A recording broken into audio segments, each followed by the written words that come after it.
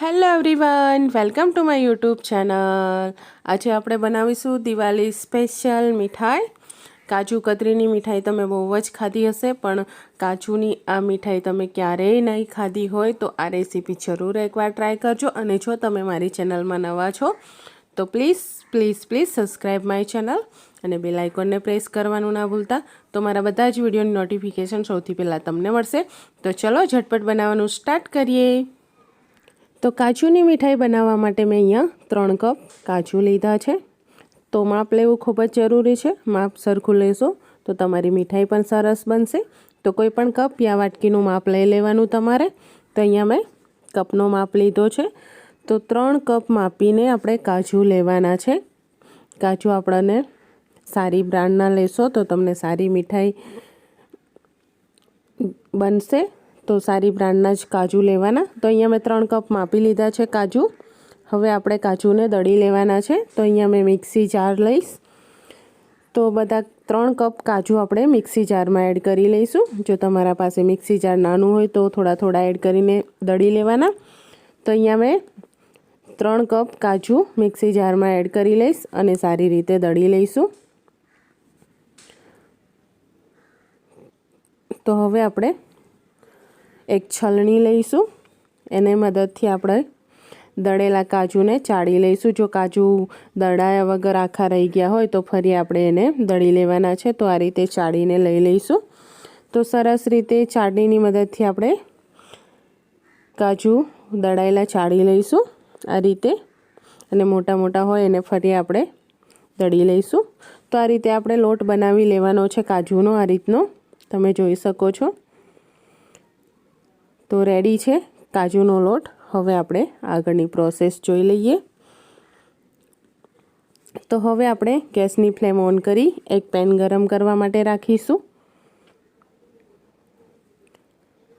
તો ગેસની flame on કરી લીધી છે, પેન ગરમ કરવા માટે રાખી લીધું છે। હવે આપણે જે કપથી માપ કાજુનો લીધો તો એ જ કપથી આપણે 3 કપ કાજુનો માપ હતો તો એનાથી અડધી ખાંડ લેવાની છે। તો અહીંયા મેં 1.5 કપ ખાંડ લીધી છે। કાજુના માપ કરતાં આપણે અડધા ભાગમાં ખાંડ લેવાની છે। તો અહીંયા મેં 1.5 કપ ખાંડ લીધી છે માપીને। હવે આપણે 1.5 કપ પાણી એડ કરી લઈશું। જેટલી ખાંડ લીધી છે એટલું જ આપણે પાણી લેવાનું છે। તો 1.5 કપ ખાંડ સાથે 1.5 કપ પાણી। તો સારી રીતે મિક્સ કરી લઈશું। ગેસની ફ્લેમ મીડિયમ રાખીશું અને ખાંડને સારી રીતે આપણે પાણીમાં ઓગાળી લઈશું અને ચાસણી રેડી કરી લઈશું। તો આ રીતે તમે જોઈ શકો છો, બહુ પાકી ચાસણી બનાવવાની નથી, આપણે નોર્મલ આ રીતની ચાસણી બનાવવાની છે। 1 તાર યા 2 તારવાળી ચાસણી બનાવવાની નથી। તો વધારે આપણે ચાસણી હાર્ડ બનાવીશું તો આપણી મીઠાઈ પણ હાર્ડ થઈ જશે। તો આ રીતની આપણે નોર્મલ ચાસણી બનીને રેડી છે। હવે આપણે દળેલા કાજુને એડ કરી લઈશું આ રીતે। તો કાજુને આપણે સારી રીતે થોડો ભૂકો એડ કરીને આપણે ચાસણીમાં એડ કરી લેવાનું છે। એમાં કોઈ ગુટલી ના પડે એનું ખાસ ધ્યાન રાખવાનું છે।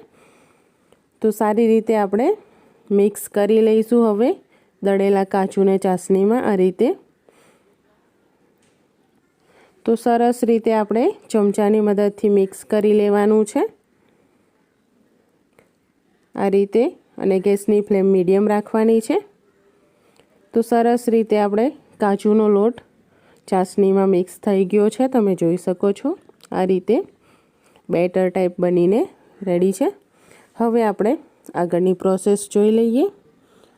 તો અહીંયા આપણે મીઠાઈને ફ્લેવર આપવા માટે આપણે અડધી ચમચી ઇલાયચી પાવડર એડ કરીશું। જો તમને ના પસંદ હોય તો તમે સ્કીપ કરી શકો છો।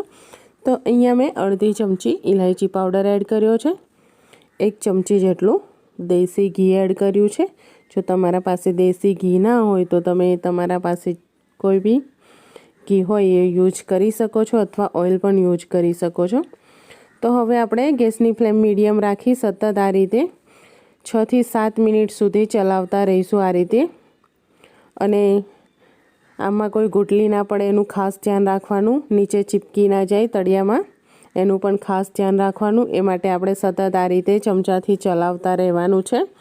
તો નીચે તળિયામાં બેસી ના જાય એનું ધ્યાન રાખવાનું છે.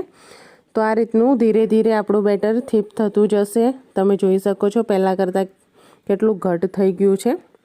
તો આ રીતનું આપણે બેટર ધીરે ધીરે રેડી થઈ જશે. હજી આપણે 2 મિનિટ માટે શેકી લઈએ. તો 2 મિનિટ પછી આ રીતનું આપણને બેટર જોવા મળશે. તમે જોઈ શકો છો હવે આપણું બેટર મીઠાઈ માટે રેડી થઈ ગયું છે. તમે જોઈ શકો છો એકદમ થીક થઈ ગયું છે. તો હવે આપણે ગેસની ફ્લેમ બંધ કરી અને ઠંડુ કરી લઈશું. ઠંડુ કરીને આપણે રોલ વાળી લઈશું આ રીતના. તમે જોઈ શકો છો તો આ રીતના મેં રોલ વાળી લીધા છે ઠંડુ કરીને. ઉપરથી આપણે ચાંદીની વરખ લગાવી લઈશું આ રીતે. જો તમારા પાસે ચાંદીની વરખ ના હોય તો તમે એમને પણ મીઠાઈ બનાવી શકો છો. તો આ રીતે મેં ચાંદીની વરખ લગાવી લીધી છે અને હવે આપણે ચાકુની મદદથી એના પીસીસ કરી લઈશું. તો તમે કોઈ પણ શેપમાં પીસીસ કરી શકો છો, ચોરસ અથવા રાઉન્ડ શેપમાં.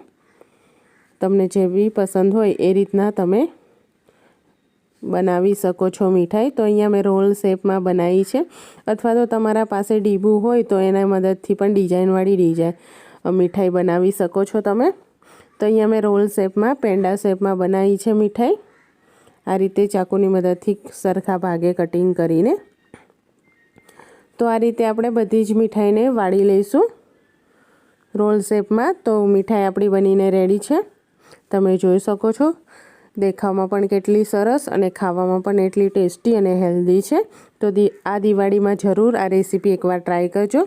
તો દોસ્તો તમને મારી રેસીપી પસંદ આવી હોય તો મારા ચેનલને સબસ્ક્રાઈબ કરજો, મારા વિડીયોને લાઇક કરજો, શેર કરજો અને કમેન્ટ કરીને જરૂર બતાવજો કે મીઠાઈ કેવી બની છે. તો સ્પેશિયલી દિવાળી માટે તમારા માટે આ રેસીપી છે. Thank you for watching. Bye bye.